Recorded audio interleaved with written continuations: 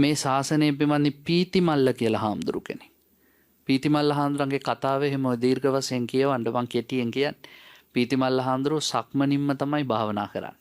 සක්මන් කරලා අන්තිමට උන්වහන්සේට ඇවිද ගන්න බෑ, කකුල් පුපුරලා මහ වේදනාව. අන්තිමට දනගගා නේද? දන හිස් වලින් ඇවිද උන්වහන්සේ භාවනාව. දන හිස් වලින් කියන්නේ මේ කකුල් හතරෙන් අර තිරිසනෙක් වගේ නේද? ඒකෙන් තිරිසනෙක් වගේ කියන්නේ අපහසෙට නෙවෙයි.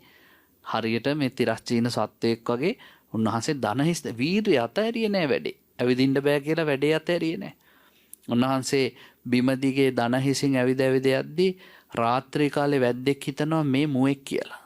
නේද? වැද්දට ඈත පේනවා කකුල් හතරෙන් යන්නේද? ඒ පාර සැතකින් ගහනවා. පිහියකින් දමලා ගහනවා. සැත ඇවුනා අපේ පීතිමල්ල හාමුදුරන්ගේ ඇඟේ. හැබැයි පීතිමල්ල හාමුදුරුවෝ මේ වේදනාව යටපත් කරගෙන ආයුධයවත් ගලවන්නේ නැතුව ගල් තලාවක් උඩ වාඩි වෙලා වීරිය වඩලා රහතන් වහන්සේ නමක් බවට පත් වුණා. ඔන්න වීරියේ තියෙන ස්වභාවය.